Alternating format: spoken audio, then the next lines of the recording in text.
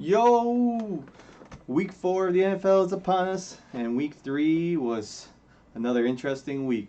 We had some ups and some downs like usual, some surprises, and we only have 2 teams that are still undefeated, one in each conference.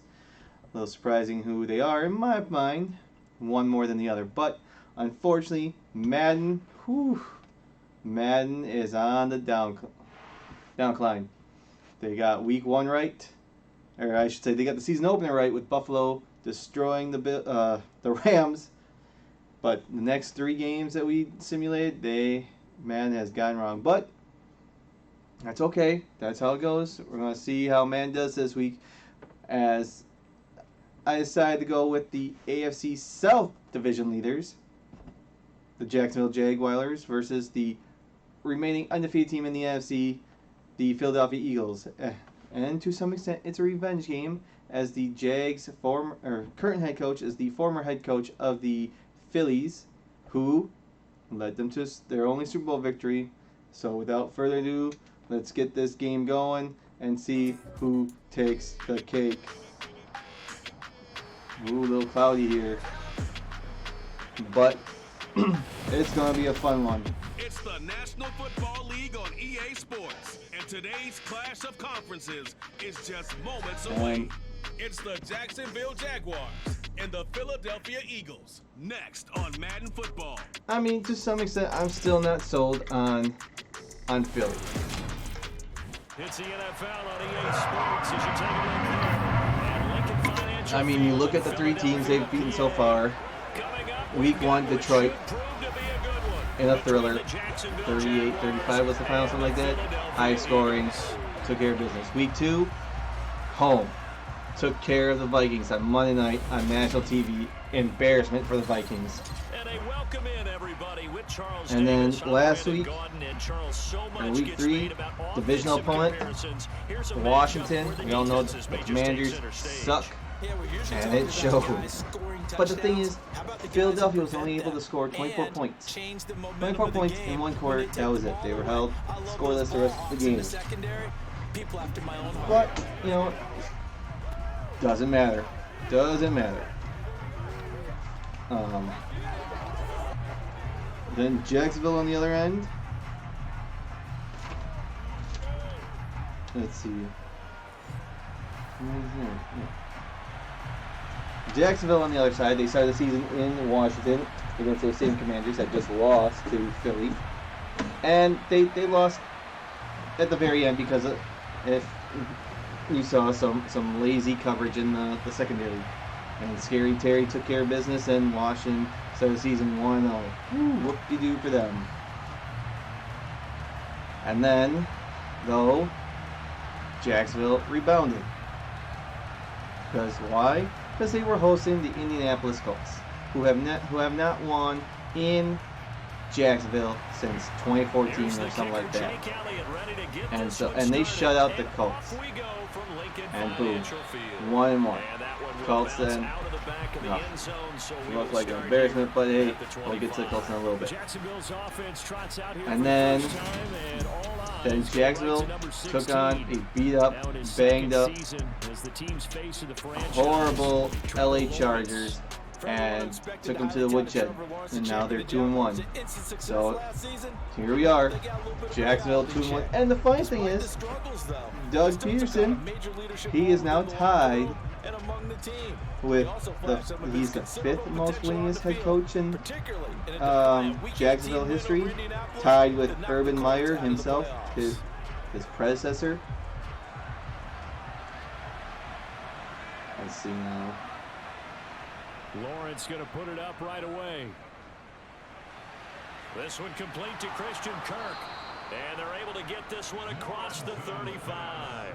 13 yards on the game's opening play.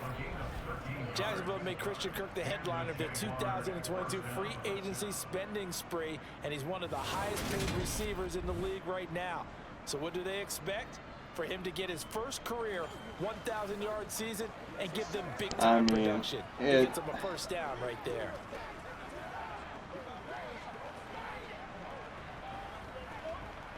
Okay, So here's a 1st and 10 at the 38.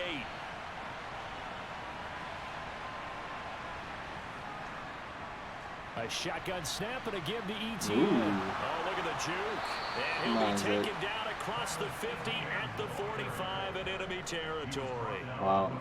Tom Coughlin and Jack Del Rio both have 68 wins with Jacksonville. Slow start here. A couple nice chunk plays back to back. So I love the momentum that they're showing Mel here Tucker, because Mike they did it both Malarkey, ways, right? Threw the ball on 1st down for a nice chunk Urban of Meyer, yardage, and came right Doug back and ran the Peterson ball. are all Looks like they got the tied defense set with back 2 on their wins. heels. Let's see if they can keep this moving. Once he wins game number 3, he'll be solo. But still, Doug Peterson's the 9th head coach. They'll run it. This is James And I mean, and he's going to take this ahead for right around. Speaking of Doug Peterson, now obviously I know a little bit about him because he's a former backup to the Green Bay Packers back in the day for Brett Favre. I'm not going to talk about Brett Favre. That's a tale for a different story and different. I'm not touching that on here. What he did, or might have done, or be part of, I mean, that'll be up to the courts to decide if it gets that far. But anyways,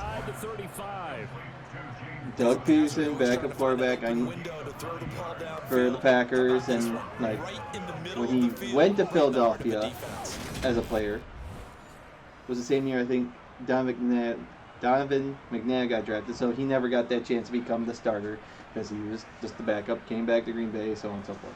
Then became a coach. He became a coach. I know he was part of Andy Reid's coaching tree. On 1st and 10, let's look where he has been. Let's just dive a little bit on Doug Peterson. Give credit to the defense for stringing that play out, and they gave up no cutback angle. You know he was trying to dart through.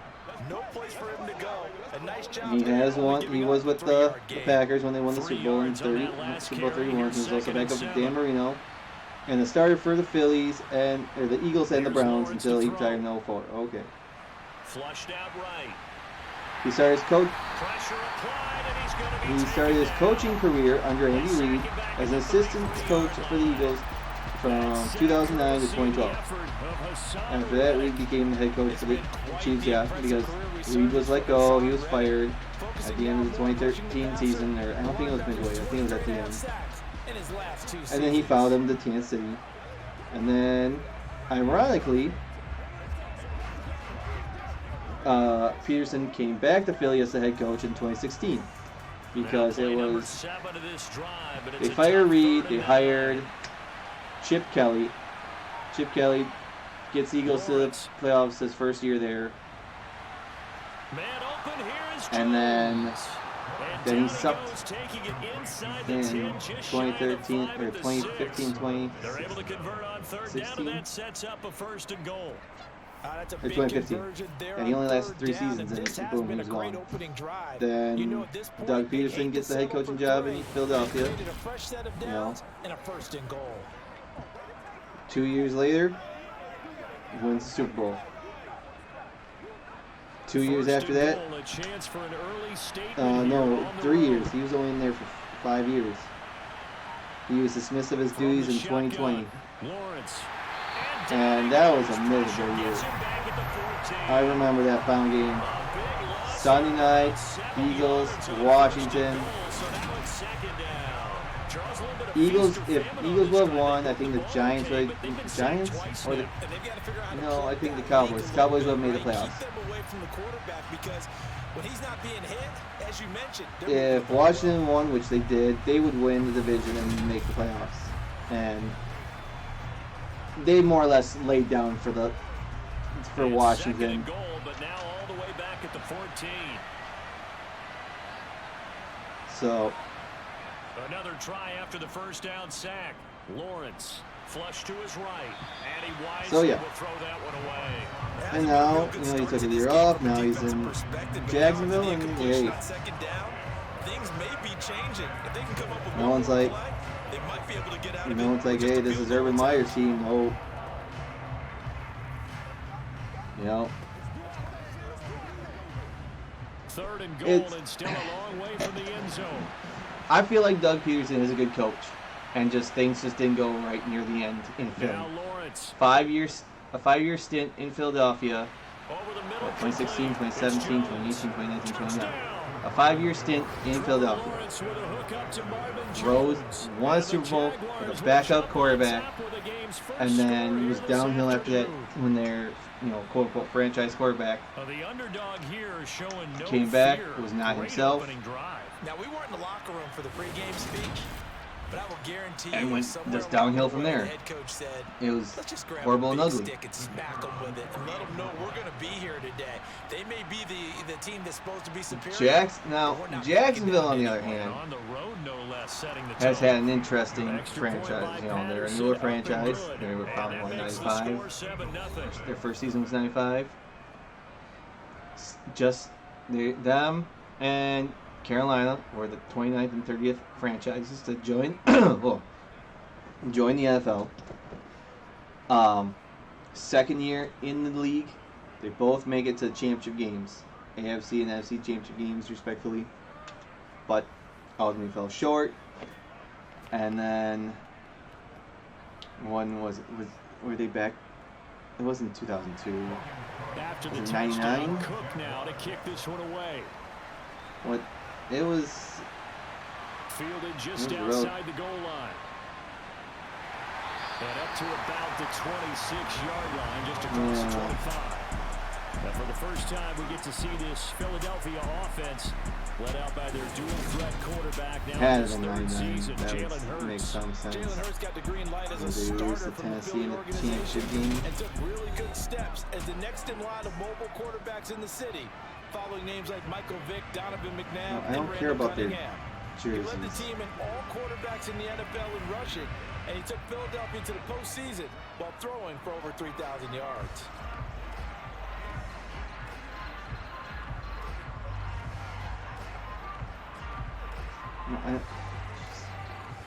Hurts and the Eagles come up here 1st and 10 at their own 26.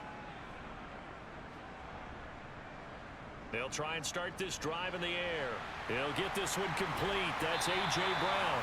And he gets this one just shy of the 40 to mark him down at the 39.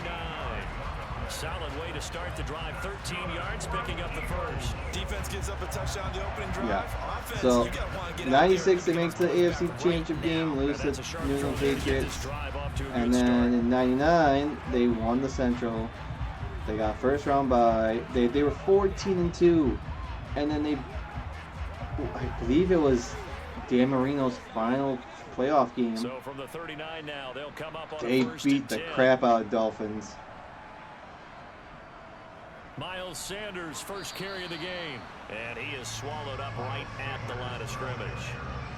He was brought down by Foya Sade-Aluakin. 62-7, but then they lose to Tennessee Titans in the AFC Championship game 33-14. They're division rivals. But then they had success under Tom Coughlin, and I think Tom Coughlin was fired Hurts sets up to throw it. after some, Eluding the pressure right. He's going to look deep for Watkins.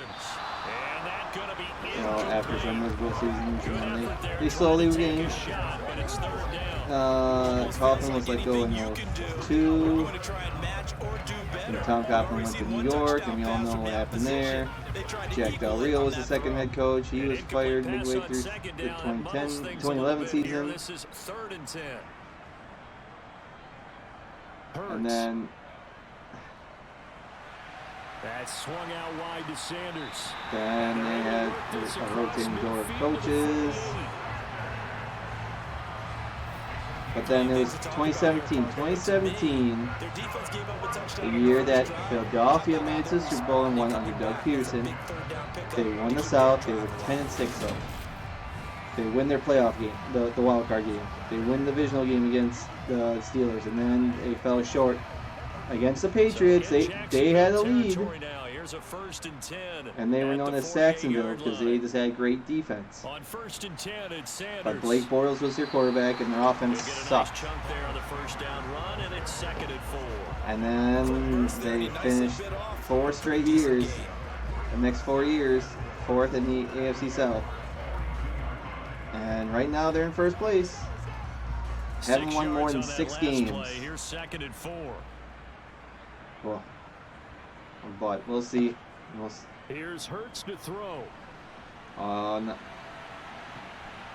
Ooh. And he's going to have another first down as the tackle's made at the Jaguars 23. 19 yards. And to pick I up there. forget what I have. Jacksonville finish at. He knew he didn't need much to reset the chain, so when he saw the space he needed, I know I have Philadelphia. I have them at 8 and 9. I think just their latter half of their season is going to get tough.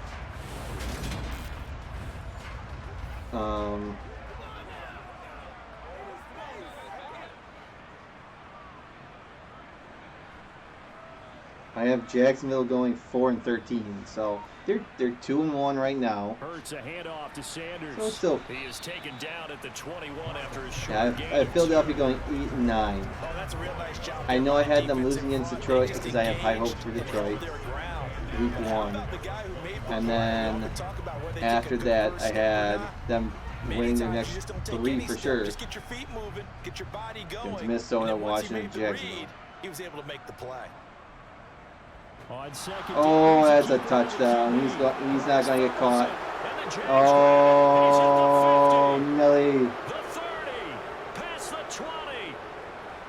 And he brings this one back. A fumble return for a Jacksonville score.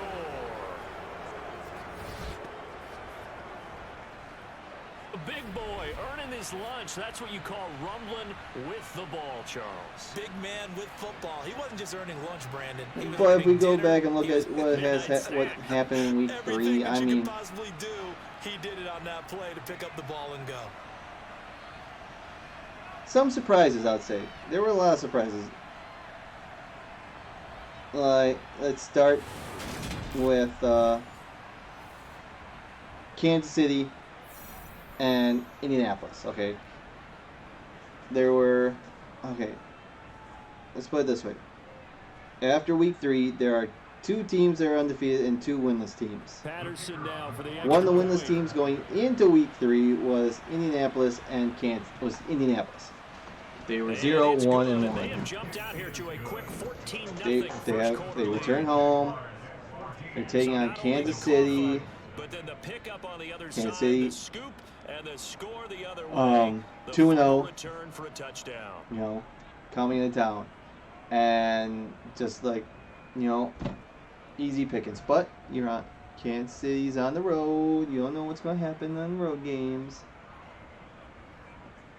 So, and it was Indianapolis hung in there. It was 14-10 after the first at halftime. Indianapolis was able to pull within 4 and he'll take it a yard or so past the at the end of the third quarter, and so back onto the field here. they got a late last minute touchdown. It's not time decided, 30 seconds left in the game to take the lead. Matty Ice with ice in his veins, and then they get the win, 1-1-1. So that AFC South sucks. The AFC West sucks right now. Chiefs, they are 2-1. They are tied. It'll be Sanders to begin the tied drive. with the best record in the West. He's going to be with stopped in his tracks at the line of scrimmage. Denver. No gain on the play. It'll be second down. Denver, they improved to 2-1, but in an ugly fashion on Sunday night against San Francisco. It was a punter fest, low scoring, just ugly game. Jimmy Garoppolo gets the start.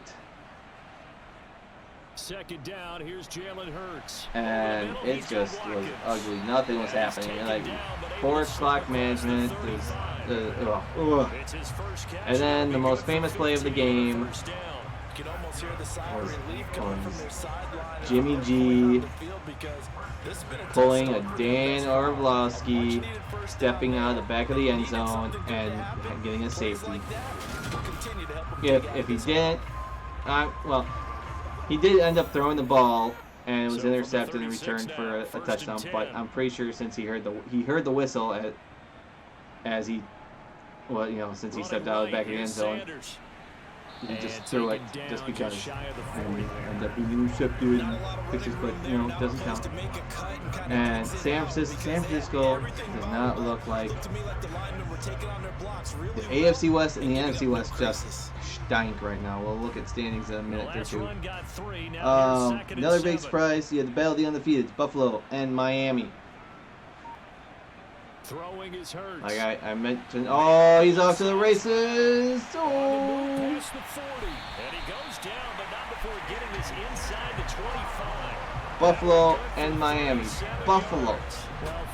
Prime time start because they are a Super Bowl favorite. They want, the NFL wants to show them off, so they have them in the season opener at LA. Then they have them on Monday night the following week. You know, they go from starting on a Thursday, having 11 days off, playing Monday night. Then they only have 6 days off noon against a divisional rival, or early game. However you want to play it. Okay. Miami, 2-0. They beat New England week 1. Then they had this thrilling comeback against Baltimore week 2. Here we are, week 3, home against divisional rival, hot, humid, fine dandy. Buffalo has not played an early game. On 2nd and 7. Has not played an early game all year, so they're out of rhythm. They have not had a consistent schedule. This is their first Sunday game, and it looked like it. They were not there, and that's why some of the experts were saying, you know, Miami's going to win this. Here's play number 7 on the drive. This is 3rd and 7. They'll look to throw. And that is incomplete. Oh, he had a defender right and there it showed. with him to force that to the ground. And 4th down now coming up. And I think they'd be well served to take that type of a physical approach against him the rest of the game. He's had his way so far, but on that last one, that worked quite well for the defense. And because halftime it was 14-14. Okay, my Buffalo looks like Buffalo. But then they had to settle for a field goal in the 3rd. Miami gets a touchdown early in the 4th. They go up 21-17. And then we had the butt punt. Buffalo was driving. And they went for it on 4th and goal, I think it was, and just couldn't convert. Okay? Then turnover on down. Miami gets the ball. They go 3 and out. They got to punt the ball from their own 1. I think they did 3 straight passes. 3 straight passes, so you don't even try to get the ball out of their end zone. You give room for the punter. And then Miami goes to punt the ball, and the punt protector gets in the way. He backs up too far, and the punter punts the ball right up his butt. And thankfully for Miami, the ball rolls out of the back of the end zone, flies up and out of the back of the end zone. Safety, instead of staying up there for Buffalo to catch it. Unfortunately, Miami had to free kick the ball back to Buffalo. Buffalo had a chance. It was a 4th and goal, and Josh Allen just threw it short. But on the other hand, Buffalo was banged up. They did lose their star safety, Micah Hyde, for the year with a neck injury, and just they were banged up all over the place. So, not taking anything away from Miami. This is the thing about the NFL. It's any given day, any given Sunday, and it doesn't matter. You gotta play with the 53 men. You have 53 men on your roster, but you're for the game day it's 46 or something like that. If this defense wants to stay in this ball game, You have to have at least 8. And they have to look ahead at what they expect 6 the offense to do inactives. right now with that lead. 6, 7 inactives. I forget how many inactives you have to have. Stack the line of scrimmage. Can't You have play. to get upfield and try and make some But plays still. in their backfield. Still, Now Lawrence. you gotta play with the people you have. That's And caught by Miami his just tight end, had Evan Ingram. Have the last laugh. Right around the 39. Let's see. Detroit and Minnesota had a great game, but this poor clock management again. Poor clock management on Detroit. I was watching the end of that game. And Minnesota, it was under, I think it was under 2 minutes. Instead, they got hit with another first down. Almost back to the drawing board. So from the 39 now, they'll come up on a 1st and 10. No. On 1st and 10, it's Robinson. Should say, yeah, here. Okay, so Detroit missed a field goal with a minute 22 left. They tried a 54-yarder and missed it. So Minnesota takes the ball over with a minute 10 left. Down by 3. So first down, Cousins, incomplete pass. Second down. 2 first downs have so them near we're midfield now on 1st and 10. Let me try to figure this out. Now Lawrence to throw. Philly owns it. Right. And he'll protect himself at the end here as he okay, Cousins pass deep left Detroit's 28 for 28 yards. And then with a minute 6 left, Detroit uses their, with 50 seconds left, Detroit uses their last timeout. You're winning. You're winning the game. Why are you using your last timeout? Because you're going to need that last timeout, potentially. After one, a 14-3 ball game. Okay. You're winning. You don't need to use that last timeout. And what happens? Detroit or Minnesota sets it up right and hits a touchdown. 28 yards. Detroit goes 5 plays and it's an interception. There was 17 seconds left when they snapped that ball. Well, 5 seconds. 5 yards on first down, but now just a 1-yard pickup there. After it was intercepted or whatever. But I mean, poor clock management and just horrible. What else we had? Here's the 7th play of this drive. This is 3rd and 4. There's 2 more games to look. I want to look at. Lawrence will throw. Here's a screen for Robinson. And he has another first down as they'll get the ball down to the Eagles' 34-yard line. The 3rd down and Tennessee. Successful. A gain of 11. Tennessee entering the game. Tennessee was winless. It was a battle of winless teams. Tennessee was winless, 0-2, and Vegas was 0-2. And it was all Tennessee from the start of the game. Well, yeah. They get on the board first with a touchdown. The Raiders answer with a field goal. Second quarter, 14-3. Derrick Henry gets a touchdown. And then, hey, Devontae Adams, he made 3 for 3. 3 for 3. 3 weeks in a row, he's had a touchdown. Tannehill gets a rushing touchdown. And then they get a field goal just before halftime, 24-10. Okay, third quarter, Raiders, they come back, kick a field goal. They're down by 11. Fourth quarter, get another field goal, down by 8. And as time expires, or just about.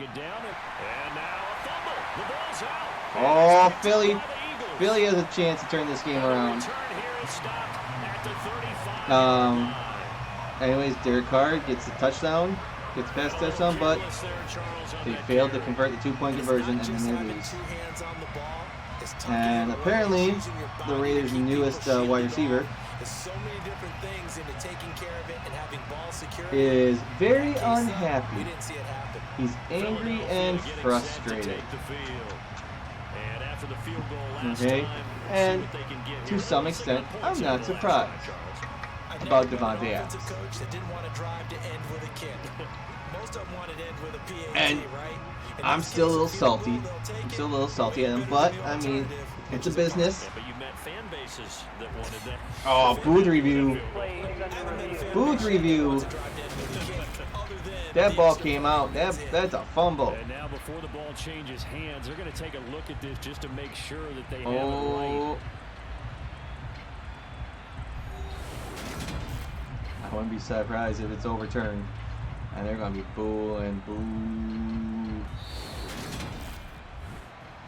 They gave the ball back to Jacksonville. After review of the play, ruling on the field is So that one overturned. They say the knee was down, and that will not be But- ruled a fumble. So, possession's Devontae still Adams, theirs, but now back they in face a 2014, third gets down. drafted by the Green Bay Packers from Fresno State, Here's along Lawrence. with his Sets up the teammate. screen to I think Robinson. Carr. And they're gonna move it down Carr is his inside the 25. college teammate from Fresno State. I think they both got drafted in That's a 2014. gutsy call there on 3rd and short because Pretty that sure. play's got a good chance of being blown up in the backfield for a big loss of yardage. But nice job And- out wide to gather in that screen pass, use his blockers well, and pick up the first down.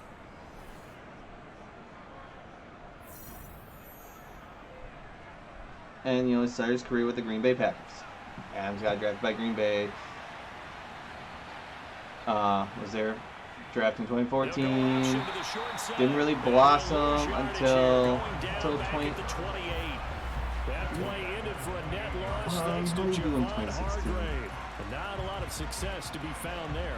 Oh, you got that right, partner, because if you're trying to make guys He- miss he- about 10 yards or so downfield, He had one great that's a game his pretty rookie good season. but you've got to do it in your own That was against the backfield. Patriots because I consider both that Cobb and one. Nelson were That being doesn't work covered. too well. 2015, he was plagued with injuries.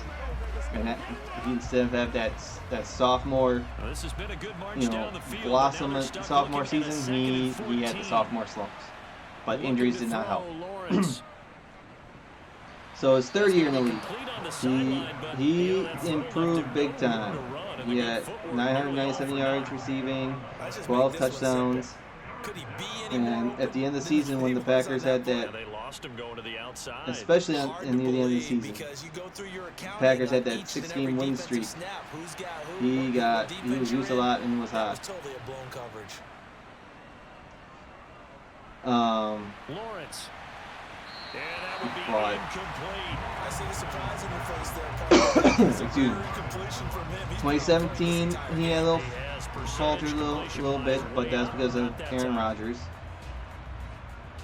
Aaron Rodgers' injury. He was stellar to start the season until Rodgers got hurt. But then From 2018, the right hash, it's a 41-yard attempt. 1,386 yards. Patterson's kick is 2019, good. And they will then he was stretch just the in lead now to stride. 17-3. He was in So a stride. nice kick there as they are able to add on to 2020, the lead. 2021. That's I exactly mean, what you're boom, looking boom, to boom. do. Maneuver So yourself his into range. contract's That way, if your his drive contract's stalls up. You're able to get something The out moment's of the it, and you word, do so right and there. more or less, he said he didn't want to be franchised. I forget if he said he wanted a long-term deal or whatever, but he more or less wanted to play for the Raiders. Why? Because he grew up in Northern California. His family's there. He watched the Raiders growing up. Here's the Jaguar kick team as they run up and send this But one now, away. the Raiders are in Vegas, but it's still close to his family. His grandmother never watched him play a game. Has never watched him play a game in the NFL. And it's like, well, thinking about it, it's like, it's not what they wanted. They wanted 6, but they got at least something. They mustered something out of the drive. They'll take it. Just I like the way you've described it. It's like, Not well, ideal, but the they'll Packers take have it. played, Anything did to play the put some Raiders points on the board, but this time on offense, in Oakland in they wanna see 2015. the field He goal couldn't kicker get trot on the couldn't field. get tickets They for want that ball his to grandmother be in then, They'll be going and for 6. the Packers have played the 49ers, who were just across the bay-ish, They'll throw on first down with Hurts. several He's gonna times in drop San Francisco, this especially down to last year. Sanders. And he gets this They one couldn't just get tickets shy of the then, 40, down at the 39. and now, First down but yardage on the it's first all play about of the family. drive, But give now it he 14. had a stellar game week 1. You're looking for anything possible to get you Seven, going. Sometimes you do it like 10 basketball, catches for 141 yards and a touchdown. Boom. But then week 2, 2 catches for 12 yards and a touchdown. Week 3, 5 catches for 36 yards and a touchdown. I don't know if he's more mad or frustrated that he's not getting targeted more, getting more catches and more yards, or from the is 39 the now, team's they'll come losing. up on a 1st and 10. I don't know. Up But the middle they go we with all know Sanders. what he And would have gotten if he stayed managed to get a in Green cover. Bay. the Packers offered more money, but he wanted his family to see him.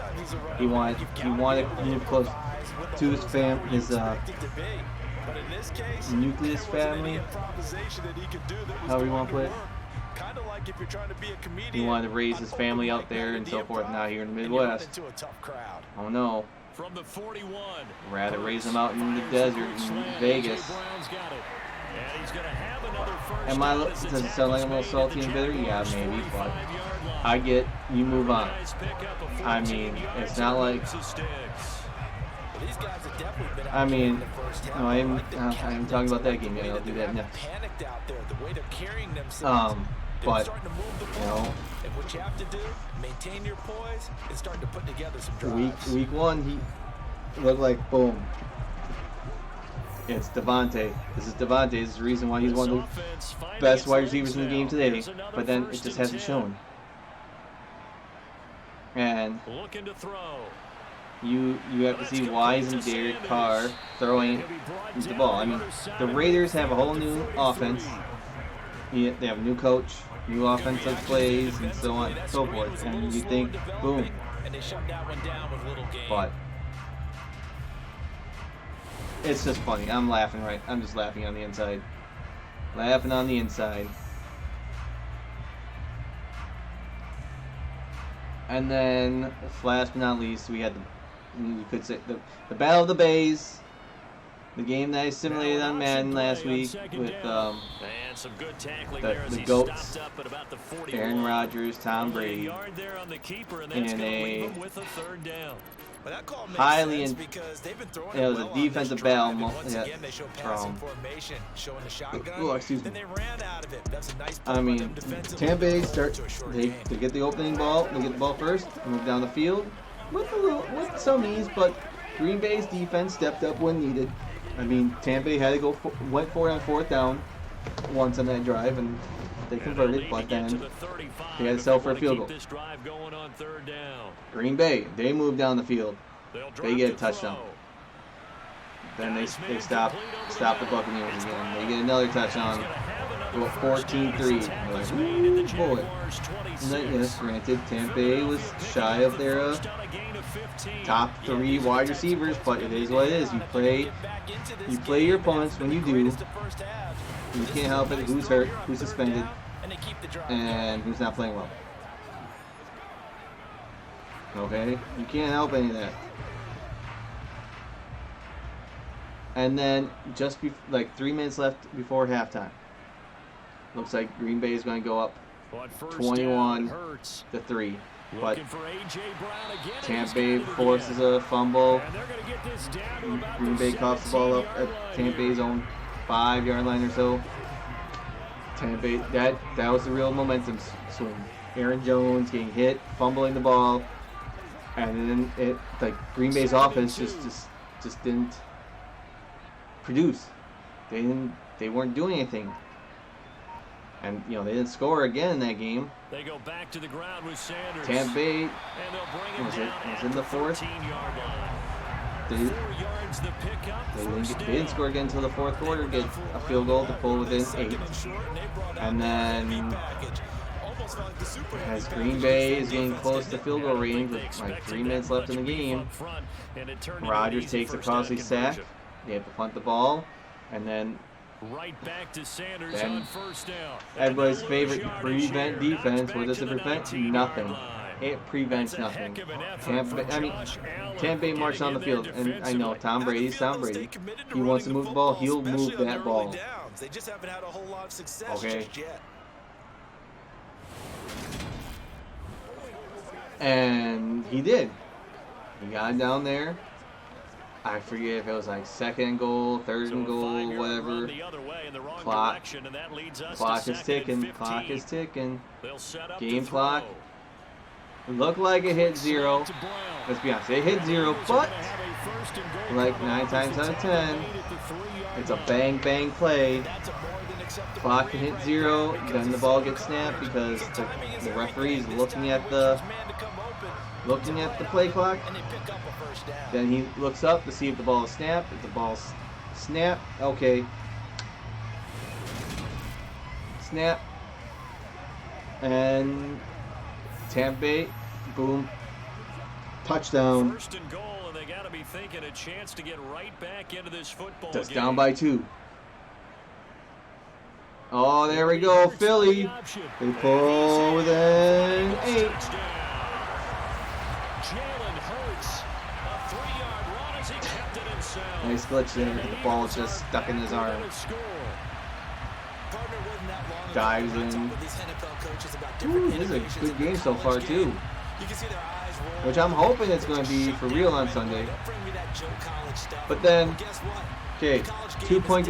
Okay, you're down by 8. You have 2.5 minutes left before the game. 2.5 minutes left in the game. You know you need a touchdown 2-point conversion. You can't tell me, like some of the analysts are saying, you can't tell me.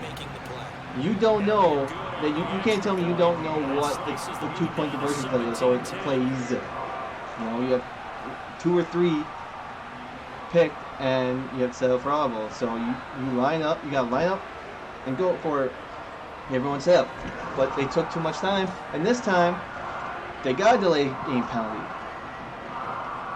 And as I'm watching, you know, I'm muttering that the first one shoved it didn't play a game, but I'll let it slide because there's plenty of times that happens with the Packers. Rodgers is the same thing. I'm always afraid that we're going to get that delay game penalty, and that when they snap, it's like, oh. But this time, it was a full second, if not 2, for sure that, you know, nope, this time, we're watching, and it's like, you can't afford a delay game penalty on the PAT. But that's what happened. So, because they were just going to hand the ball off to Fournette was going to walk right in, tie up the game. And then we were looking for overtime. And I don't know if I could take in overtime. Because it was hard enough. Green Bay couldn't score again. And Tampa Bay had momentum. But anyways, 2-point conversion failed for Tampa Bay. And then onside kick did not go Tampa Bay's way, and Green Bay hung on to win the game. Only the second time that Aaron Rodgers led team beat a Tom Brady team. Last time was in 2014 when the Patriots came to Green Bay. That was a thriller too. I will never forget that game. And that was the game that Devontae Adams had his breakout game as a rookie, because you had Darrelle Revis and I forget who the other guy was for New England. Their shutdown corners were all over Nelson, Jordy Nelson, and Randall Cobb, but Nelson was able to get a touchdown, got 1 catch for like 47 or 52 yards or whatever. I forget exactly. And he gets a touchdown and a half, and the Packers never looked back.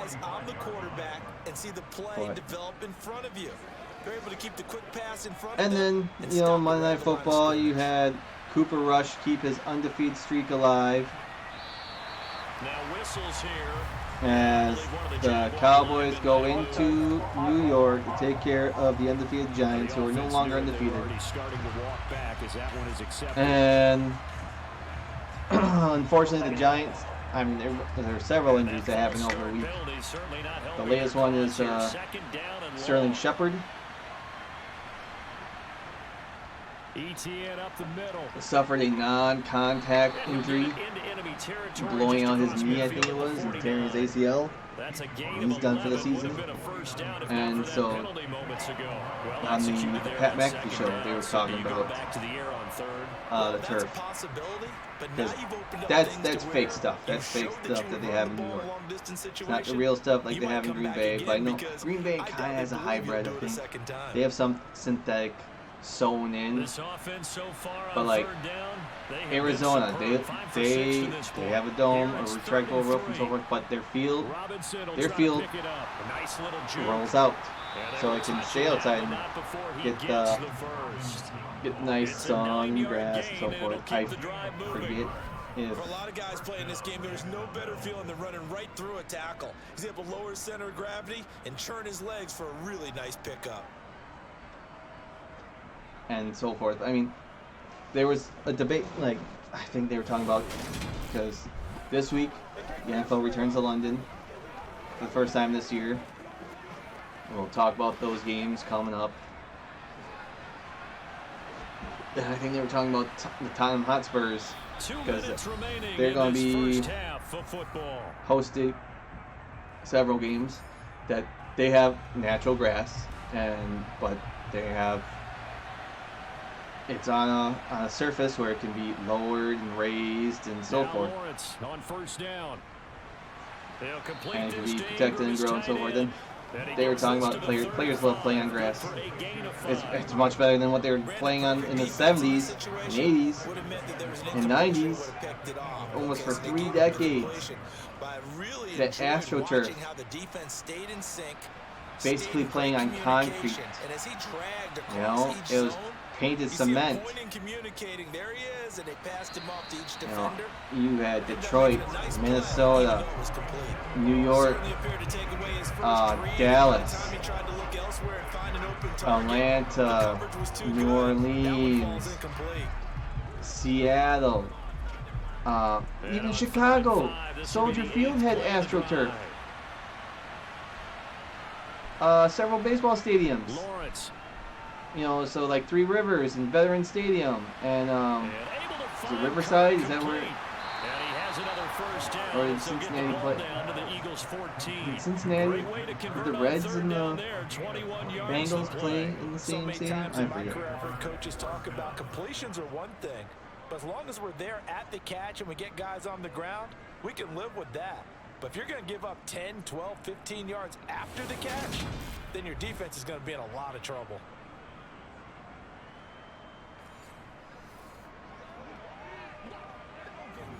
And I mean, when was the grassy turf, field turf first introduced? That was in the early 2000s. I remember there was a preseason game between Green Bay and New Orleans, where they had real grass in the Superdome, and just having that technology and so forth, be able to eliminate AstroTurf to something more synthetic grass. They'll look to throw again. And Jones has it over the middle. Now another timeout called for by the offense, as the stoppage will come with a little under a minute to go in this first half. Second down and 3, ball on the 7. So as Jacksonville has got the ball, Now that's a touchdown. The quick slant caught. Touchdown Jaguars. Okay, so field turf is a brand of artificial turf playing surface. It's manufactured and sold by Field Turf. Target, a division of French company Target. Field Turf is a headquarters in Montreal, Quebec, Canada, and its premier manufacturing facilities located in Calhoun, Georgia, United States, with design intended to more accurately replicate real grass. New product rapidly gained popularity in the late 90s. Okay, so it's only about 2 decades, 25 years old at that. So that one a pretty time-consuming 10-play drive. Okay, company's history. Field Turf product in '88, originally named his '95, former Canadian Football League. Okay, just reading some safety. Some evidence show higher player injury on artificial turf. And say the NFL Injury and Safety Panel, published in 2012, issued that reviewed data from games played from 2000 to 2009. They wrote the injury rate of knee sprain as a whole was 22% higher on field turf than on natural grass. Too springy? And the decision to come out of the end zone is going to cost him 5 yards. While MCL sprains did not occur at a rate significantly higher than on grass, rates of ACL sprains were 67% higher on field turf. Study of safety field turf, conflicting 5-year study found similar. High school sports were similar on natural grass and synthetic, however. Okay, however, the NFL Injury and Safety Panel presentation of the study finding ACL injuries happen 8% more often in games played on field turf than games played on grass, and so forth. Out to the left there and complete to the tight end Goddard. And able to get this across the 20 before okay, going so out of bounds. So the completion good for just 3. And that'll bring up second down. the first NFL stadium to have the field turf was Seattle. They originally had plans for grass field. Seattle decided to install as they played the game. Here's Hurts to throw. Okay. Left side here to Sanders. And he's able to get out to the 32, brought down there. The Eagles going to take the first of their timeouts as the clock will stop with 37 seconds to play in this first half. But I know I can't really comment on natural grass and field turf because I've never played on it. So, but yeah, player safety. But yet, we all know it's all about the money. What's cheaper? What's more efficient? Hurts sets up to throw it. To the sideline. Yes. Wow, what a catch there. Field turf. You don't need to water it. You don't need to. You don't need to. You know, it's you know. What a catch, especially the finishing part of getting his feet in bounds, toe tapping, and of course, foot dragging. Little tapestry. Well, let's see if the Eagles can get on the board just before halftime. They still got 2 timeouts. They're gonna have to call another timeout right there. And he'll be taken down, but not before they work this to the 45. Oh no, they're down by 14, so a touchdown. And I think they might get the ball right when the second half. So momentum can easily swing in Philly's favor.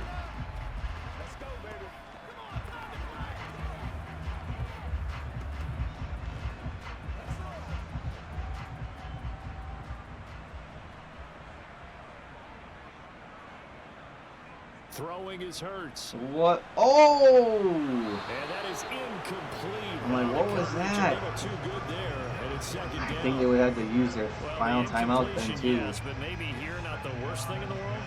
It just seemed like he got the snap and just threw it up. It's like there's no one going to be there. There's not going to be anyone there. Then they get a chance to continue their drive. An incomplete pass on first down. That leads to a 2nd and 10. Up the middle, yeah, they have to use their last time out here. And he's going to have a first down. No, they're going to waste it. 10 seconds left. They'll have 1 shot at the end zone unless they're going to bring out their field goal unit out now. Well, I don't think that's wise right now.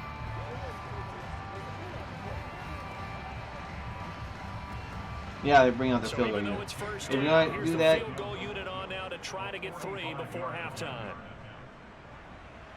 The kick by Elliott is good, and that will get the disadvantage now back down to 11.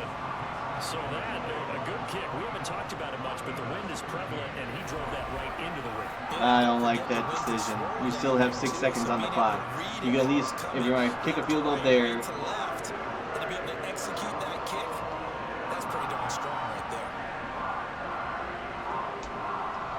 kick a field goal there, let time run down so you kick a field goal as time expires in the half and then go to halftime. You know what I mean?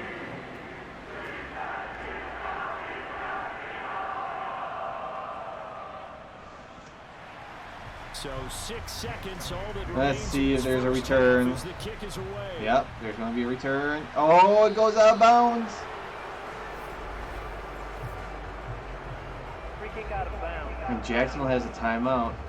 I mean, if this was realistic, will begin at the 35 after the errant kickoff. You could get a quick pass out. Kick returner, I suppose, but you are giving up extra yardage, that's for sure. Because if you put it out of the end zone, they start at the 25. So at a minimum, you're giving up 10 yards to the offense. Very good starting field position for the Jaguars offense as they come up They're first gonna run and the 10 ball at the 40. Hand off to Robinson out of the shotgun. And he'll get he it take out a timeout. Midfield. Looks like, yeah, they'll spot it right at midfield at the 50. And with just 1 second remaining in the first Sound like half, they're gonna bring out their they'll field call goal the unit. timeout.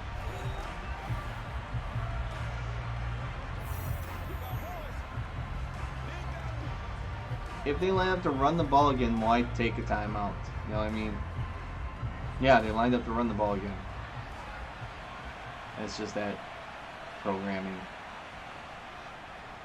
Here's Robinson again on second down. And there you go at halftime, down by 11. Yard line. So we've reached halftime here with the visiting Jaguars out on top. As we get you down the coast to Orlando for Jonathan Coachman at our EA Sports Halftime Report. Coach. Okay, Brandon, thanks very much. Back to you guys in a bit. But first, we welcome everyone to our EA Sports Halftime Report. First up, though, a look at the next-gen stats for Jacksonville in that first half. And their offense has been in top form so far, especially their passing game, as it's helped push them out to this big halftime lead. Meanwhile, for the Eagles, they were even better throwing the football. Lots of open receivers to choose from, and you can bet that'll continue to be a focus in the second half. All right, Coach, thank you very much as we welcome you back for quarter number 3.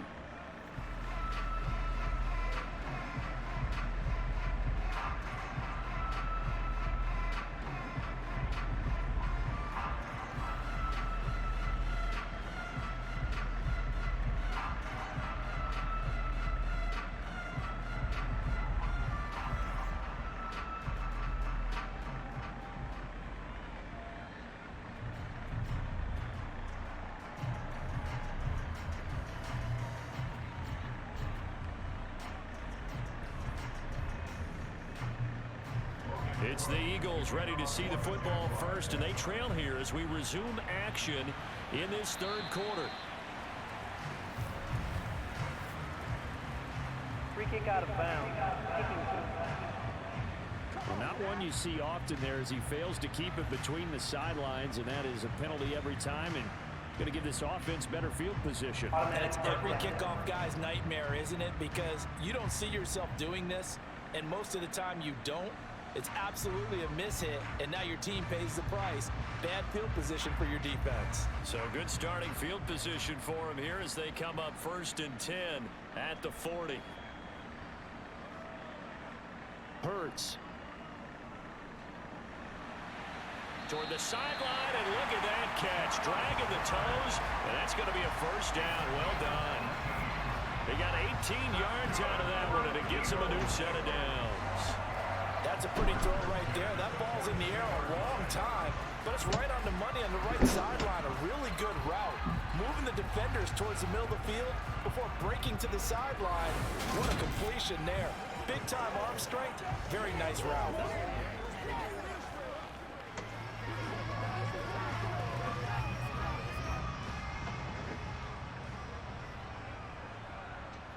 Oh, so it didn't take the Eagles much long. Didn't take the Eagles long. Hurts with a little pop pass on the jet sweep. And they're going to stop him right at the line of scrimmage. Just no cutback lane to be found whatsoever. 2nd and 10. A nice play design there with the touch pass. Looked good at the start, but bottom line, the defense was ready. And they did a nice job scouting, didn't they? Not just scouting, but now executing once they saw the play for real after having worked on it all week in practice. They drilled on the play, then they drilled him. No. First throw here taken in as he's able to find Goddard. And he'll go out of bounds right around the 40. He'll get only 3 there, so it leaves him with a 3rd and 7 ahead. They should have got more out of that, though. He was wide open. I love how emphatic you are with that call because that's exactly what I was thinking. Wide open in the flat. Give him a ball that he can use to get upfield with, not just catch and go over the sideline. They cost themselves some yardage there. Throwing from the gun, it's Hurts. He's going to launch this thing way downfield. Caught. And this is caught. And he doesn't quite make it, taking it with an Pass interference on the defense will be declined. So they will wave off the flag and let the completion stand. Really great job by the receiver fighting through all the contact and still coming down with the football. All that great work in practice being put into the game.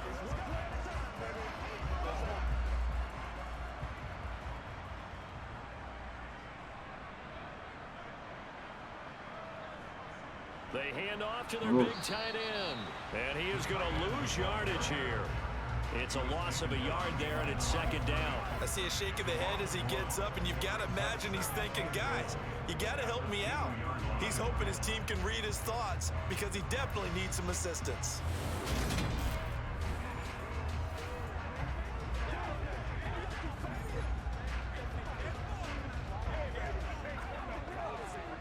Back at the 2 now. Here's second and goal.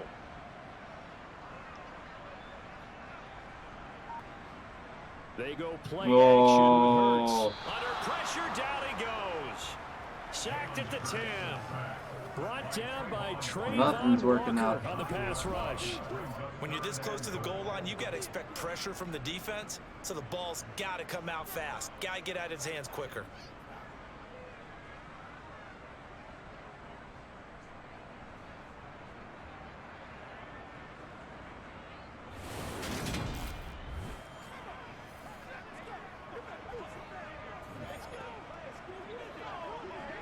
Here's third and goal now, back at the 11.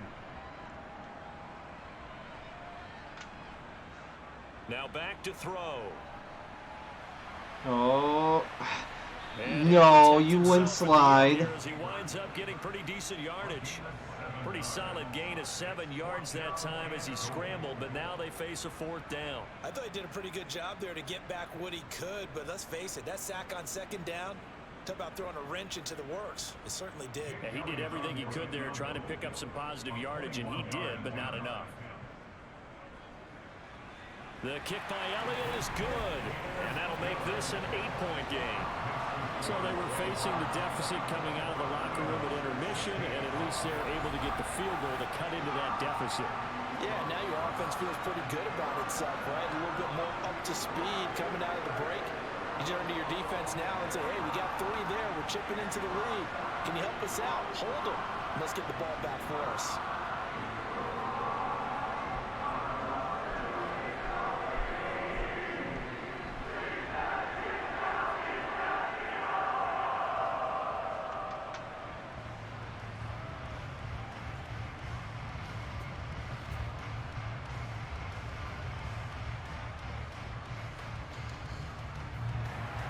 After the field goal, here's Elliott to kick it away.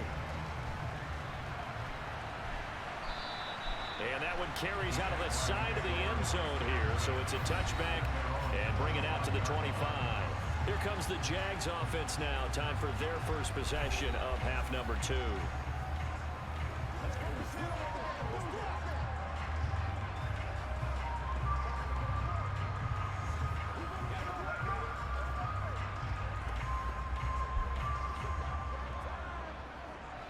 Lawrence bringing the Jaguars up, 1st and 10 at their 25-yard line.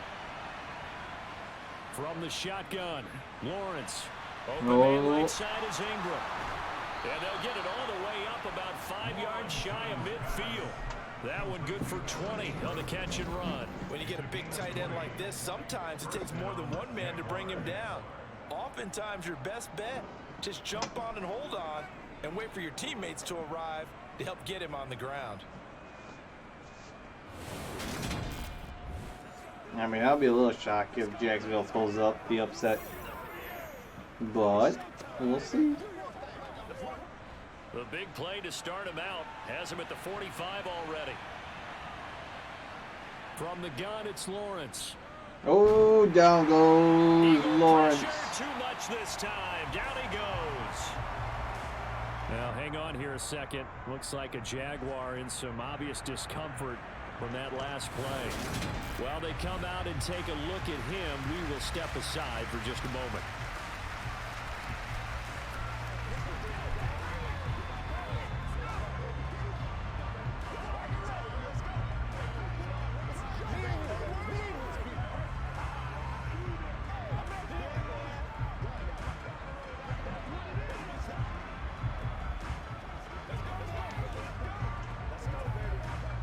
Coming up now on a 2nd and 15 following that sack.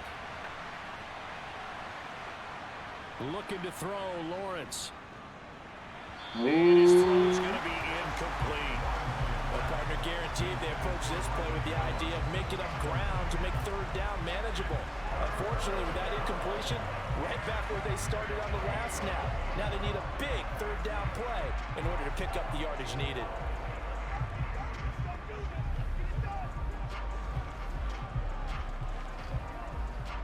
An incomplete pass on that last play, and that means they'll need to come up with something here on third down.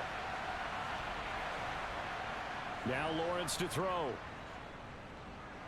Well short of the That's first out down. wide here for Robinson. And he'll go out of bounds. It appears right at the 45.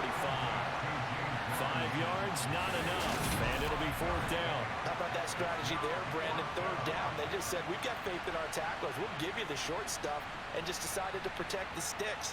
So every time I hear fans telling me tackling's not a part of the game anymore, plays like that, I can clip and save and show them you have to tackle well if you want to be a good defense. Here's Logan Cook now. And surprisingly, this is the first punt of the game for either team.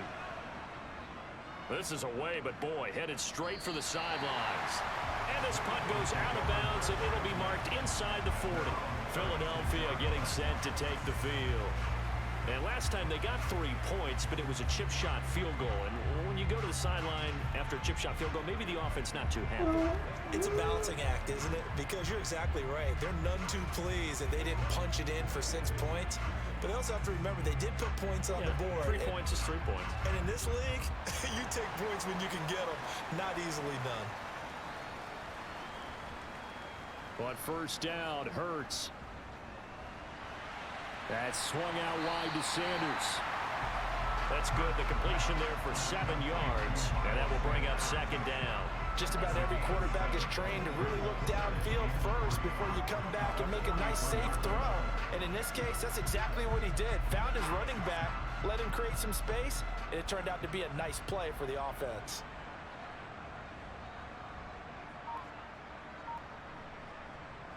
They'll run the jet sweep with Brown. That one a first down pickup of 8. Well, we've seen running backs in today's NFL get involved in the passing game. Maybe it's about time more receivers like that get involved in the running game. And that is something we are seeing more and more in this league, no question about it. That wasn't the biggest of gains, but it was enough to get them a first down. And it continues to test the defense. They have to think on every play about who might end up with the ball.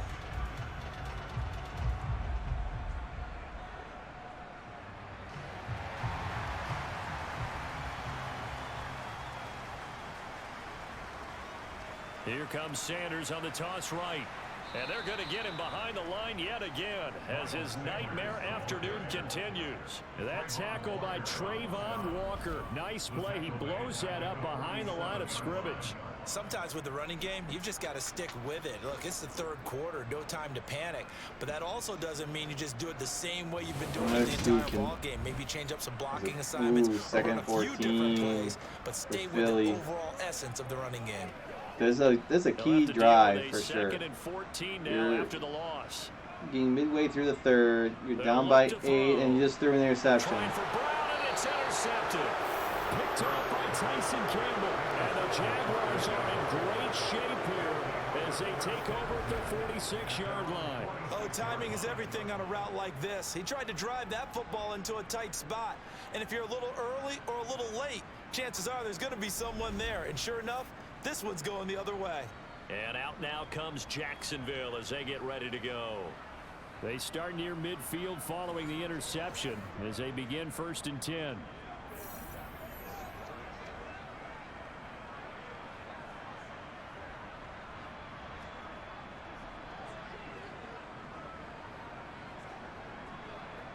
Lawrence bringing the Jaguars up 1st and 10. Well, let's see if Philly's defense can stop them.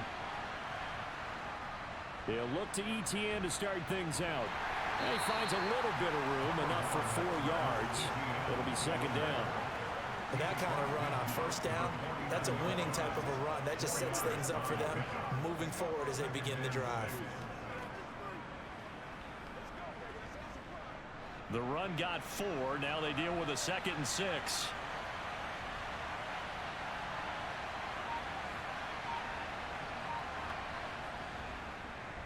Straight ahead, it's Robinson. Oh, good move. But there's a flag. And they'll get him down as he's inside the 40. Holding the ball. It's coming back. All right, so they got that one, Charles, against the center. Let's remember how difficult it is for the center. It's a spot foul, 10-yard penalty. And sometimes you got that big guy on your nose. You got sometimes where he's coming at you at an angle.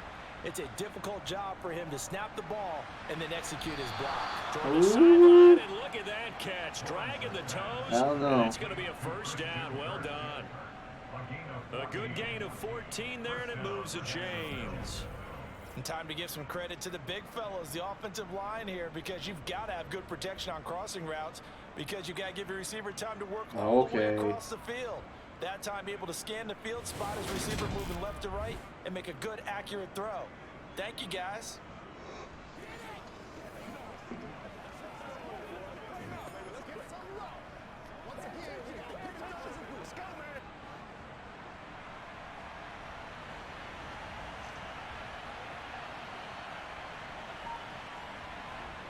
They'll try the jet sweep with Kirk. Oof. Good footwork at the 30. Oh, and that one well designed as he'll take this down to the 30-yard line. 11 more yards that go around, a first down as well. I think the reason that this play is so successful is not just the blocking at the point of attack, but how about the speed at which he takes the handoff? He's in motion already, so he's not coming from a flat start like a running back often is. He's at a full run by the time he gets the football.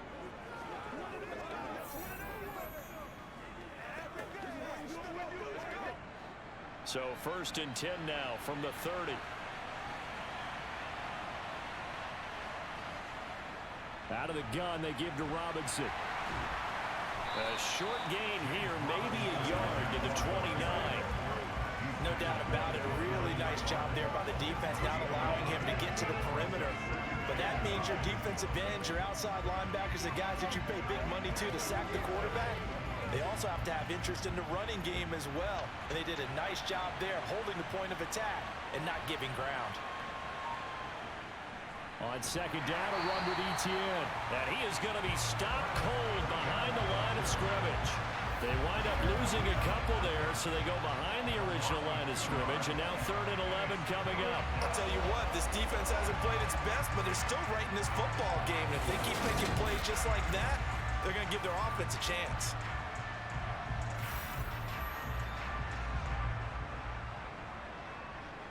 The Eagles call on the extra defensive back here as they prepare for a stop on 3rd down. Here's Lawrence. He'll get this out to the flat for Etienne. And he'll be out of bounds, able to get it down to the 25 there. That one good for only 6, and it leaves him with a 4th down. We can make this one pretty simple.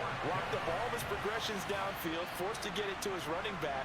But how about the way they ran to the football and knocked him down to force a 4th down? Okay, 4th down. Trying to go back to a 11-point game. Riley Patterson now on for the field goal.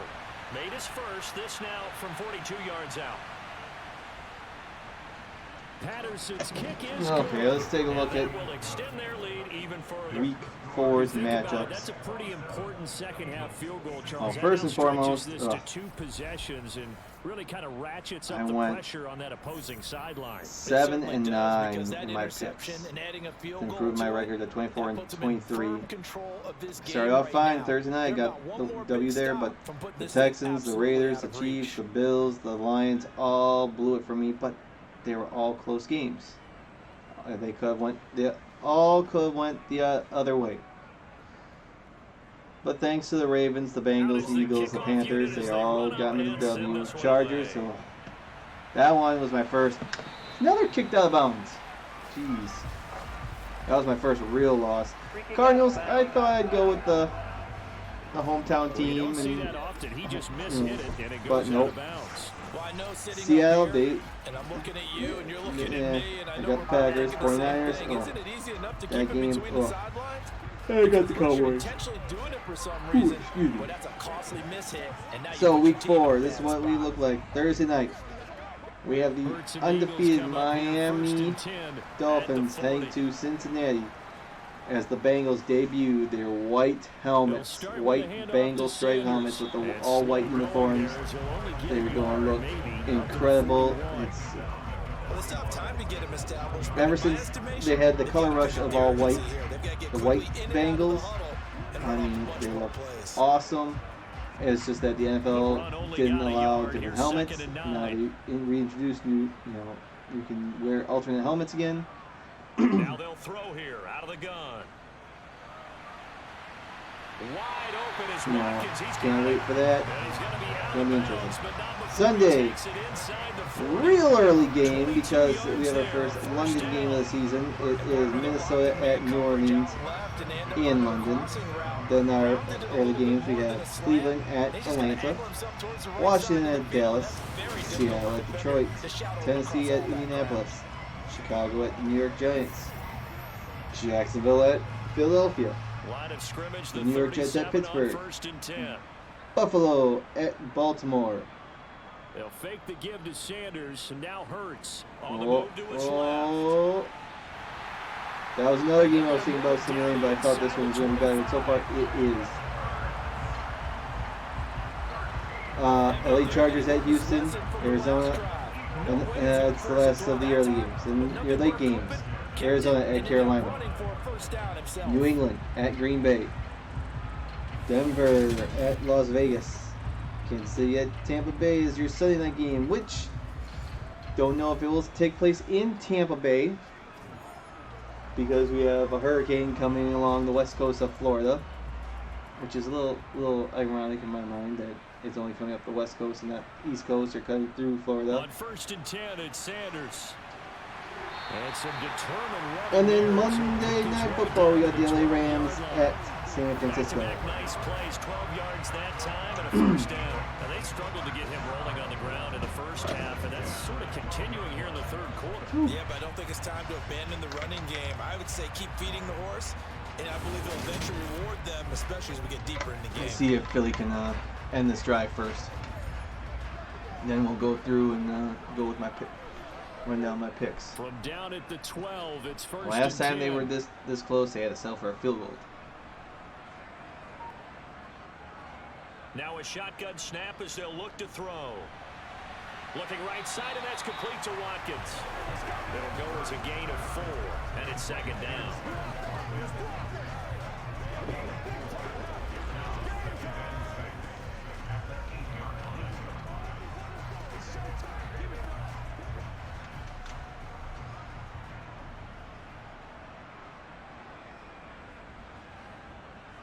They'll set up to throw. Oh, there it is. Touchdown. Question becomes, do they go for 2? Do they go for 2 or they just hold off and wait? From 8 yards out, and the Eagles have got it back to within a score. Well, you know, you can't get all the points back at once, but baby steps a good start. A start that was sorely needed because this team looks like they might be out of this one, but getting a touchdown, getting back into it, gives them hope as they move forward.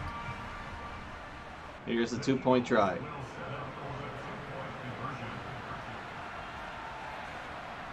Hurts will throw. Oh, he Flushed gets it, converts. So just down by 3, and they slightly have momentum. They're back within a field goal.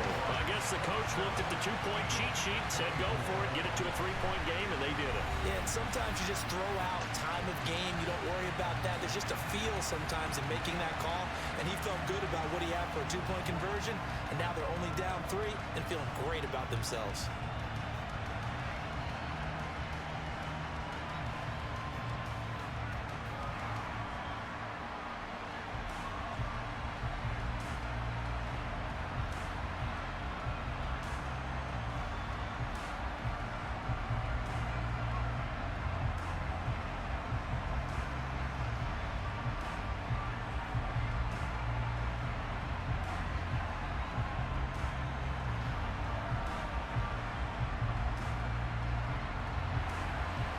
After the touchdown, here's Elliott on to kick it away. Taking it about the 1. Oh, a good-looking return set up here. And he's able to get this all the way to the 40 before going out of bounds. Now this offense back out and set to go for their next drive. Their lead down to a field goal now as they start with a 1st and 10.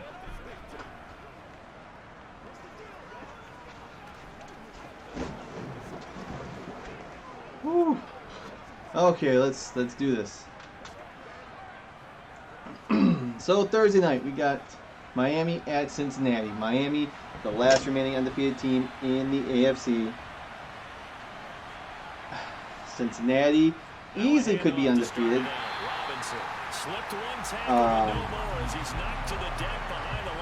Lost in overtime week 1. Have won 2 straight against Dallas. And no. Yes, no. No, they got their first win. Cincinnati got their first one. They beat the Jets. Crap about that. They lost week 1 in overtime. They lost on last-second field goal against Dallas, and then they beat the Jets this past week. After getting stuffed on 1st down, not much better there. 2-yard gain. Brandon, we talk all the time about those hybrid players, guys who can do more than one thing. And I think if you're playing strong in the NFL, they are at home.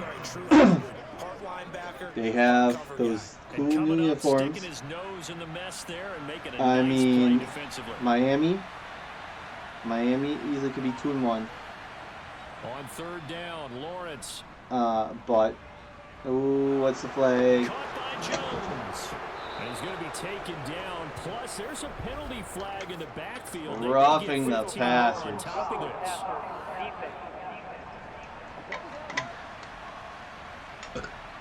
Well, that frustration, Charles, it's been building on the defensive side of the ball. I'm leaning towards Cincinnati. I'm going with the home team here. I know Miami has found ways to win, especially week 2. They found a way to come back on the road and get the W. But I gotta go with the home team here. And then drop just inside of the 20. 52 yards on the ground for him. So far, the home teams on prime, not counting the season opener, on prime are 2-0. Kansas City was the home team week 2, and Cleveland was the home team week 3. They both got the wins. I'm going to keep that trend going, and Cincinnati gets the win here. And now they'll throw it with Lawrence. Flush to his right. Oh, can't do that. He was looking for Ingram. Picked up by Kaiser Wright. Now we go across the pond. Sunday. Early game. First London game of the season. Minnesota at New Orleans. This is the NFL. It pains me Sports to say this, but I have to go with Minnesota. Minnesota is the better team here, especially on paper. In New Orleans, they still have good defense. They have a good defense, and if their defense holds up, it's just whether or not can their offense score enough points. And oh boy, look at that run. And I just don't think the Saints have the offensive power to hang with Minnesota. Okay, so give me the Vikings. Here we go. First of the earlies, or the noon, 1 o'clock, however you want to call it. Cleveland at Atlanta. And Atlanta took care of Seattle. Atlanta got their first win in the game, first of the season. They lost to New Orleans week 1. They lost to LA, the Rams, week 2. They found a way to beat Seattle.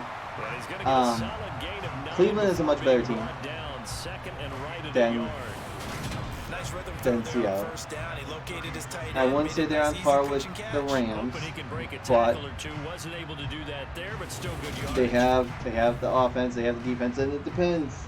It slightly depends on how what Myles Garrett's condition will be in my mind. A little bit, but not really. Come Sunday. Hurts a since handoff he to Sanders. was involved in Near a the 40 to the 39. car accident, 4 yards the pickup, first down. trying to avoid a animal on the road and flipped his vehicle several times. And the passenger did have non-life-threatening injuries and were released from the So hospital. from the 39 now, I think. they'll come up on a 1st and 10.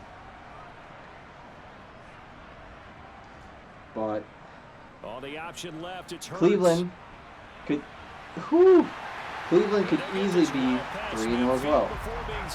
Week 1, they lost. They won. They won on the last second field goal in Carolina. They lost on a fluke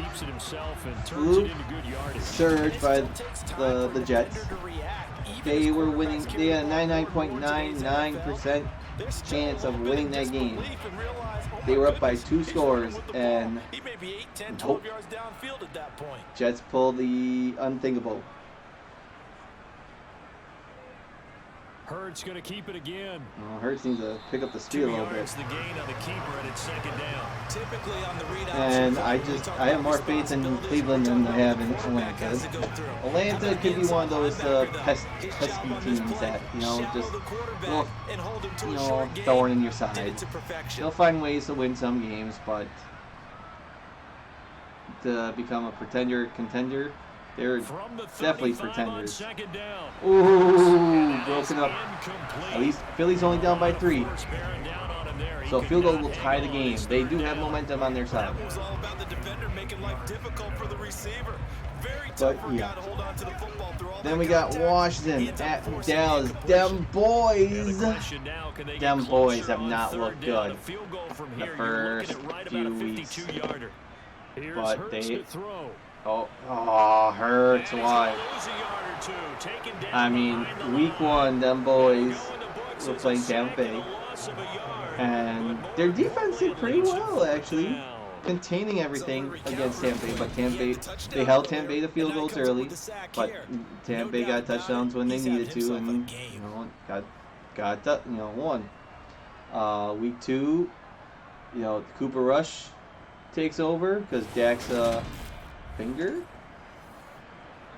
ankle, I forget what it is. Oh, hey, here we go. Big kick coming now for Jake Elliott. From the left hash, this will be a 52-yard attempt. That should be good. We have a tied ball game. And in the 4th quarter, this game But, is tied. anyways, still didn't look good against Cincinnati week 2. They did pull off the victory. They did pull off the win in week 2. They went to New York. They took care. Did not look pretty, but still took care of business in New York with their Giants. Commanders, week 1. Hey, they found a way to beat Jacksonville. In week 2, they looked awful against Detroit. Week 3, they looked awful against Philadelphia. And now they have to go to Big D, Dallas.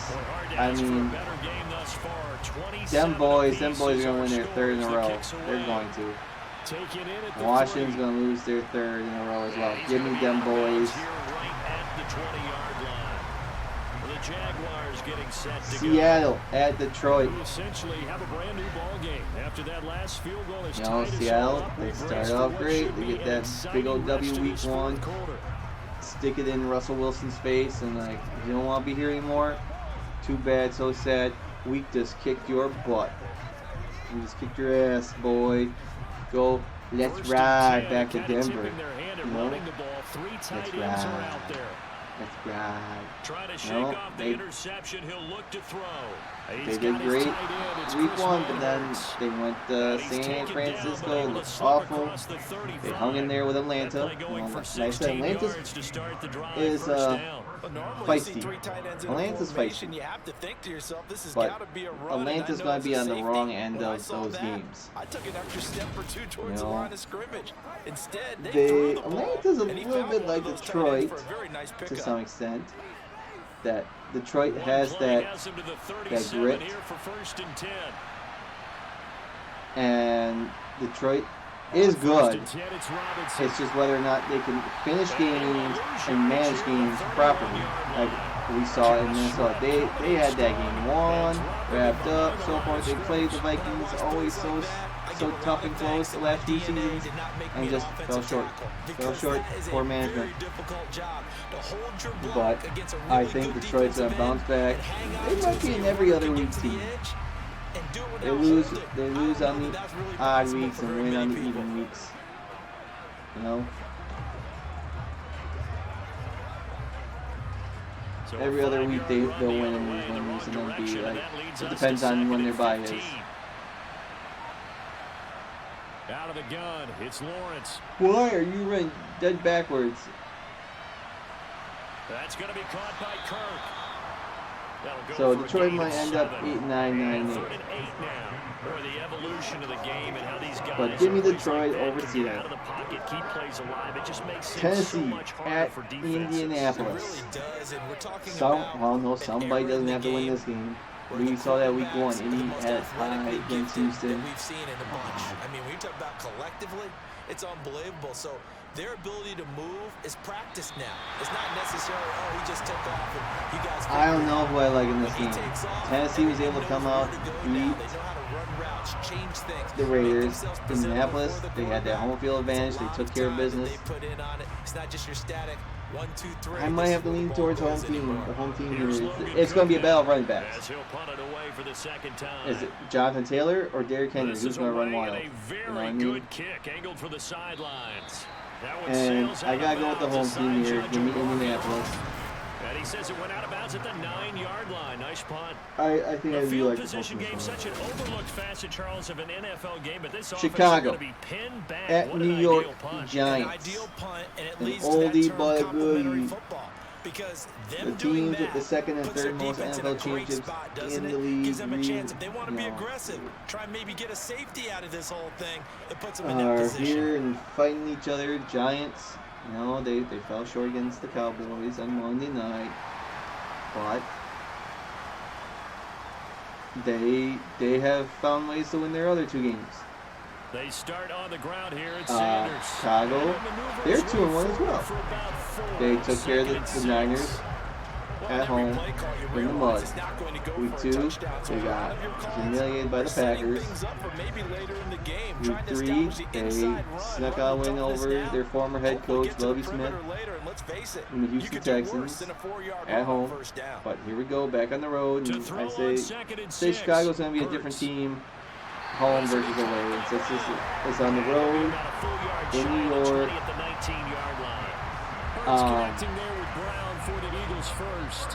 He decided to run a hitch route. It really helps to have a guy who can turn it loose. Give me the Giants. Not much run after catch. I think the Giants are a better team than them Bears. The Bears. So yeah, give me the Giants. Jacksonville at Philly. They'll throw on first down with Hurts. Looking for A.J. Brown again. I don't know. I might just go with the upset here. Another first down as they call his number again. He's got 15 yards here. I might just say, hey, here's the upset. Upset alert. That's when you lean on your stars, and he came through with a nice catch right there. I mean, Doug Peterson should know this team a little bit. From the 34 now, here's 1st and 10. He knows Jalen Hurts a little bit. He knows. Hurts. Whew. And that's complete to Sanders. So give him 5 yards there on the pitch. You know what? Yeah, I'm going with Jacksonville. I'm going to go with the upset here. I think Jacksonville pulls off the upset.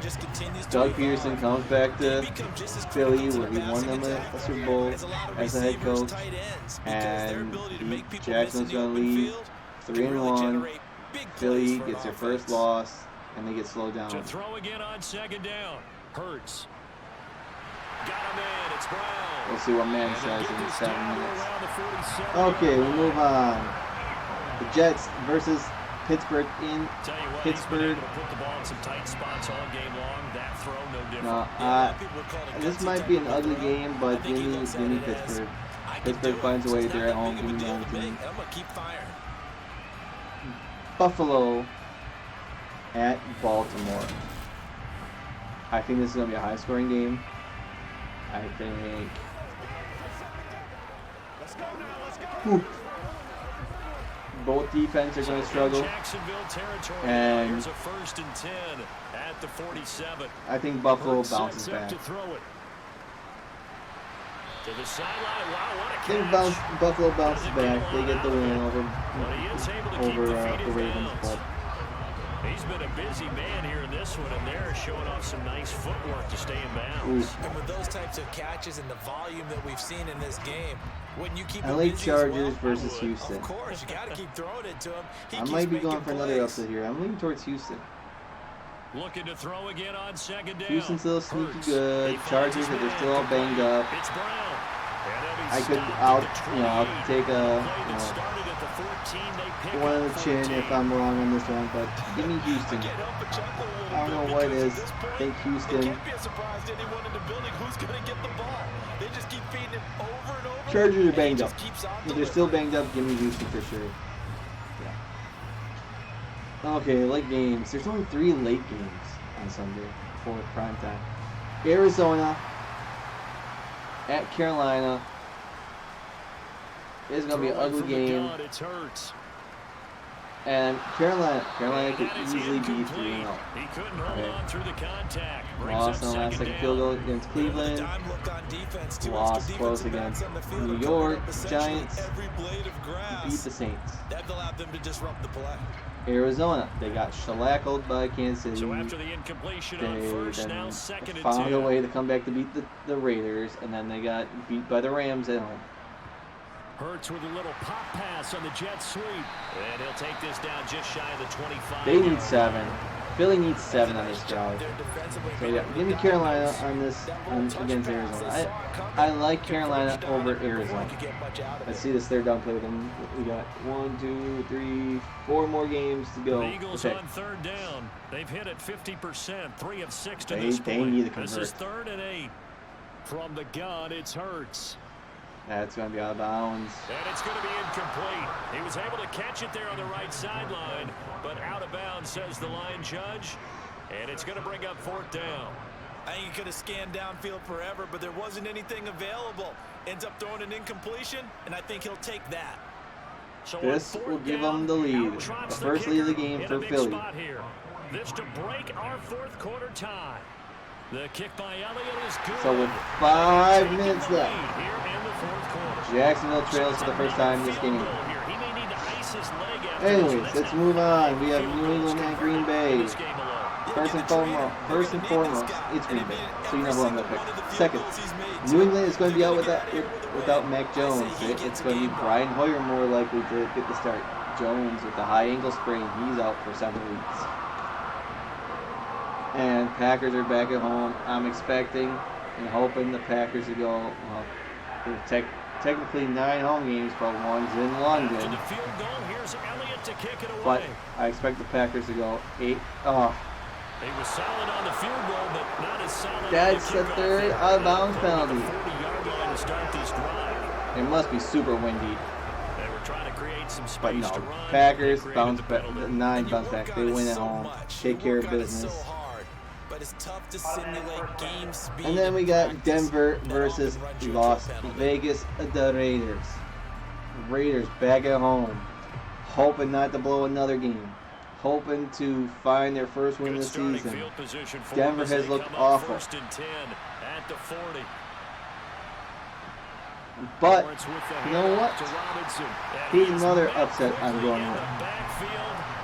I'm going to say Denver finds a way to beat the Raiders and just to keep it's another revenge game. Josh McDaniels, he was the former Denver's head coach.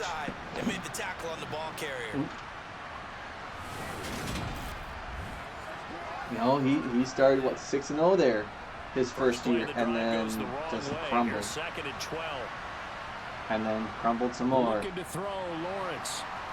Here's a screen for Robinson. Ooh, big 3rd down.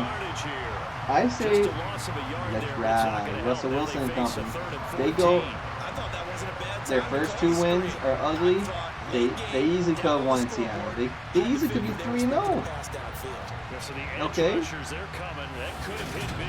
But you know what? I say they're going to find a way to win in Las Vegas. And they're going to beat the Raiders. Devontae Adams is going to still be upset unless Derek Carr, actually throws him the ball and Lawrence will throw. I mean, Nathaniel Hackett, offensive coordinator for the Packers. He worked with Devontae, so he knows Devontae. I mean, unless the Raiders actually throw the ball to Devontae, the Raiders are going to lose yet again. Give me Denver. Here's Logan Cook now as he's on to punt for Sunday night Jacksonville. game, depending on where it is because of the hurricane. It sounds like it's not going to be in Tampa Bay. But it's Kansas City versus Tampa Bay, depending on where the game's at. Tampa Bay is going to get their Mike Evans back. I don't know who else they're going to get back. But Tampa Bay's offense does not look that impressive. Okay. Defense, yes. If Tampa Bay's offense can thrive and run the ball and move the ball, they have a chance against Kansas City. Kansas City, I think if it's going to be played at neutral field, I think they get the win. But I like Kansas City over Tampa Bay in this one, no matter what. Kansas City's healthier, Kansas City's a better team. Tampa Bay is not what they think they are. They're all banged up, beat up. And last but not least, Monday Night Football, LA Rams at San Francisco. Both these teams, the Rams look better than San Fran. And Kyle Shanahan has always found a way to beat the Rams in the regular season.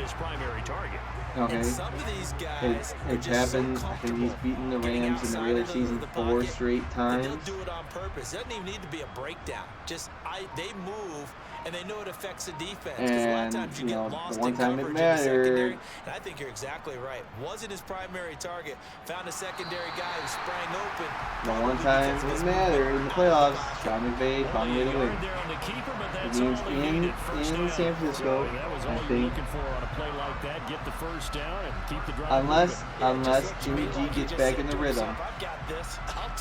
Because Sunday night against Denver looked awful.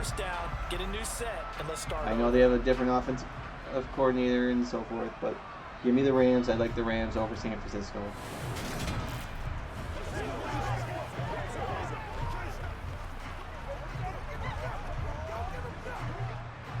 Not totally home free yet, but it's looking good as they come up 1st and 10. They're going to look to throw. And he works his way past the line of scrimmage and then slides to a hole. He'll wind up getting right about 4 there on the scramble, and it's 2nd down. 3 points separating these two sides with 2 minutes left to go in the 4th. So it's Eagle football here as we get you reset. They've got a 2nd down now as they search for a way to get this one to the finish line. Okay, so recap. I like Cincinnati, Minnesota, Cleveland, Dallas, Detroit, Minneapolis, New York Giants, Jacksonville, Pittsburgh, Buffalo, Houston, Carolina, Green Bay, Denver, Kansas City, and LA Rams. Whew. We'll see. Hopefully bounce back. Okay, big 3rd down. No, they still need like 2 first downs. Oh, he's got and more.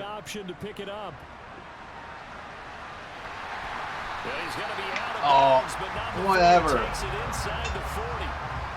He was tackled inbounds. Come on, refs. And he would have slid. He wouldn't have ran out of bounds. He would have slid, if anything. Wait a minute. Who's got the quarterback? And when you talk about miscommunication, it's supposed to be called assignment football on the defensive side of the ball. But the assignment gets mixed up. That's the end result.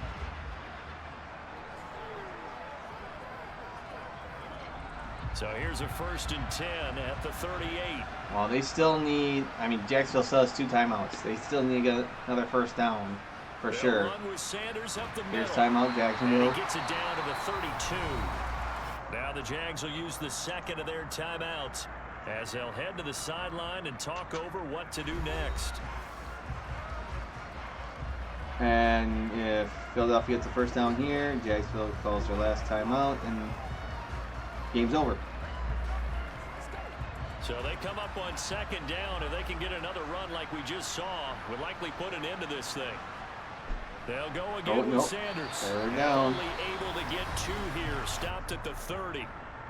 Now the defense will burn their 3rd and final timeout as they'll head to the sideline and talk over what to do next.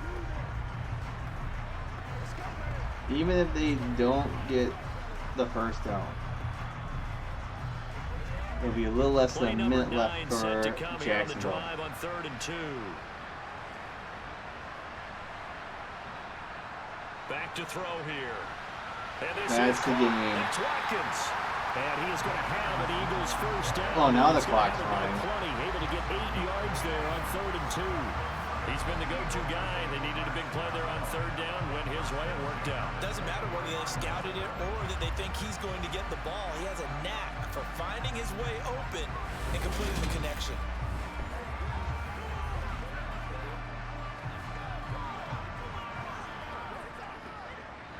Not totally home free yet, but it's looking good as they come up 1st and 10. The Eagles in the victory formation as they take a knee. 97 rushing yards and a touchdown. Sheesh.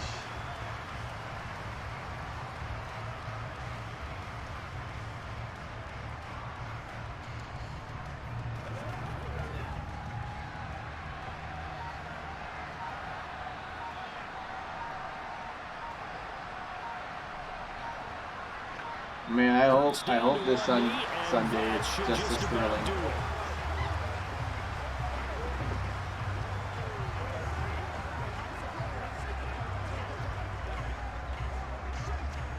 Well, more or less, there you have it. Philadelphia, Cornman stays undefeated. They get the W over Jacksonville. Charles, we retreated to an excellent game today, capped off by that second half comeback. The revenge game for Doug Pearson didn't go so well. They were winning the whole game. Not so much to the team who led at halftime and now is leaving here, knowing that they let a win slip through their fingers. Tough one for them to carry home.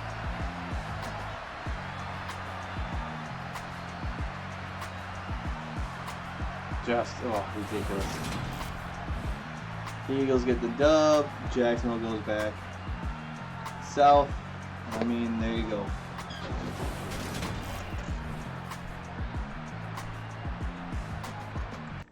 I mean, there you have it.